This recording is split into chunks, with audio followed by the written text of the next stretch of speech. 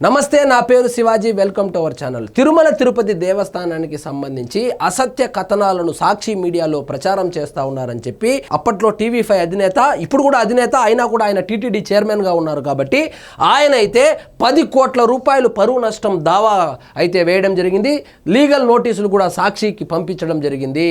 So సాక్షిలో పదే తిరుమల తిరుపతి దేవస్థానానికి సంబంధించి ఎప్పుడైతే ఆ లడ్డూ తయారీలో వీళ్ళు కల్తీ నెయ్యిని వాడారు అని చెప్పి వార్తలు వచ్చిందో, సో వీళ్ళు ఎదురుదాడి చేస్తూ కూటమి ప్రభుత్వం మీద, ముఖ్యంగా అక్కడ చైర్మన్గా అయిన తర్వాత బిఆర్ నాయుడు గారి మీద వీళ్ళు విషం చిమ్మడం మొదలుపెట్టారు. ఇదంతా గమనించినటువంటి బిఆర్ నాయుడు గారు సో మొత్తానికి 10 కోట్ల రూపాయలు దావా అయితే వేశారు. సో జగన్మోహన్ రెడ్డి గారు, వైఎస్ భారతి గారు, అదేవిధంగా కరుణాకర్ రెడ్డి గారు, వాళ్ళు క్రిస్టియన్స్, వాళ్లకు తిరుమల తిరుపతి దేవస్థానానికి ఏమి సంబంధము, వాళ్లకు నిజంగా భక్తి ఉంటే వచ్చి గుండు కొట్టుకోమని చెప్పి కూడా బిఆర్ నాయుడు గారు సవాలు విసిరారు. సో వాళ్ళ ఆ సవాలు ఎలాగో స్వీకరించారు అనుకోండి. ఇక్కడ చూడండి, టీటీడీపై సాక్షి మీడియా దుష్ప్రచారం, 10 కోట్లకు పరువు నష్టం దావా వేశాం, వెంటనే క్షమాపణలు చెప్పాలి, భవిష్యత్తులో 1-2 గంటల్లోనే శ్రీవారి దర్శనం, అన్యమత ఉద్యోగులకు బదిలీ, విఆర్ఎస్. టీటీడీ చైర్మన్ బిఆర్ నాయుడు తిరుమల తిరుపతి దేవస్థానంపై అసత్య ప్రచారం చేసిన సాక్షి మీడియాపై పరువు నష్టం దావా వేసినట్లు టీటీడీ చైర్మన్ బిఆర్ నాయుడు తెలిపారు. 10 కోట్ల పరువు నష్టం చెల్లించాలంటూ లీగల్ నోటీసు పంపినట్లు వెల్లడించారు.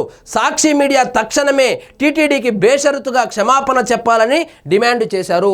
వీళ్ళే వైఎస్ఆర్సీపీ పార్టీకి సంబంధించినటువంటి కొంతమంది వీళ్ళే ఒక ముస్లింని అక్కడికి పంపించడము, అక్కడ నమాజ్ చేస్తూ ఉండగా వీడియో తీయడము, ఫోటో తీయడము, దాన్ని సోషల్ మీడియాలో వైరల్ చేయడము, ఆ సోషల్ మీడియాలో వచ్చినటువంటి బేస్లెస్ ఆ అలిగేషన్ కావచ్చు, ఆ వార్త కావచ్చు, దాన్ని తీసుకెళ్ళి మెయిన్ స్ట్రీమ్ మీడియా అయినటువంటి సాక్షిలో ప్రచారం చేయడము, సో హిందువుల మనోభావాలను దెబ్బతీసేలాగా వీళ్ళు వార్తలు ప్రచారం చేయడము వీళ్లకు నిరంతర ప్రక్రియ అయిపోయింది. దీన్ని చూసి ఓర్వలేక, దీన్ని చూసి ఎలాగైనా దీనికి అడ్డుకట్ట వేయాలనేటువంటి ఉద్దేశంతో టీటీడీ చైర్మన్ అయినటువంటి బిఆర్ నాయుడు గారు లీగల్గా అప్రోచ్ అయ్యారు, లీగల్ నోటీస్ పంపించారు.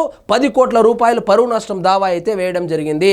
ఆయన నిన్న ప్రెస్తో మాట్లాడుతూ ఆయన ఒకటే చెప్పారు, సో వీళ్ళు క్రిస్టియన్స్, జగన్మోహన్ రెడ్డి గారు కావచ్చు, వైఎస్ భారతి గారు కావచ్చు, అదేవిధంగా అప్పట్లో టీటీడీ చైర్మన్గా పనిచేసినటువంటి కరుణాకర్ రెడ్డి గారు కావచ్చు, వీళ్ళు మొత్తము క్రిస్టియానిటీని ప్రాక్టీస్ చేస్తారు, వీళ్లకు టీటీడీతో ఏం సంబంధము, వీళ్ళు తిరుమల తిరుపతి దేవస్థానానికి సంబంధించి ఆ ప్రతిష్టను దిగజార్చడం కోసమే వీళ్ళు ఇలాంటి వార్తలు, ఆవులు చనిపోయాయని ఒకరోజు వేస్తారు, ఒకరోజు తొక్కిసలాట జరిగిందని వేస్తారు, ఒకరోజు అన్య మతస్థులు అక్కడపై ప్రేయర్ చేస్తూ ఉన్నారని వేస్తారు. సో ఈ విధంగా విష ప్రచారం చేస్తున్నారు.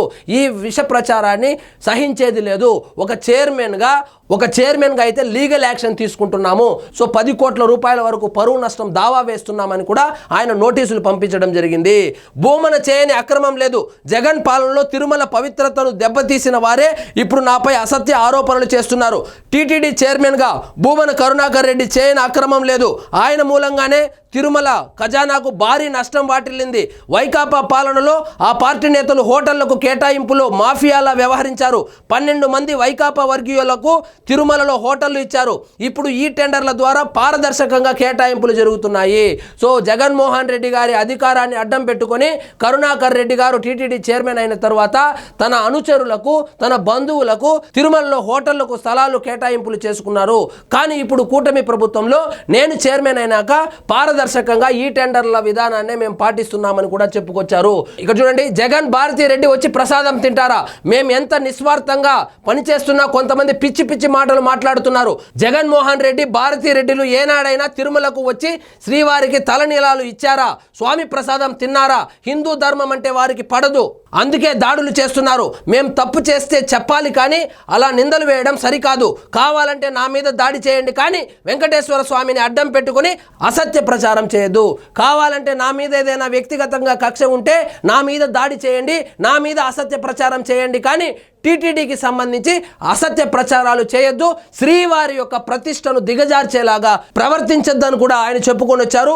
మీకు నిజంగా శ్రీవారి మీద భక్తి ఉంటే, మీకు నిజంగా తిరుమల మీద అంత భక్తి శ్రద్ధలు ఉంటే వచ్చి తలనీలాలు సమర్పించి ప్రసాదం తినగలరా అని సవాలు కూడా విసిరారు. వాళ్ళు ఆ సవాలు ఎలాగో స్వీకరించరు కాబట్టి అది మనకు తెలిసినటువంటి విషయమే.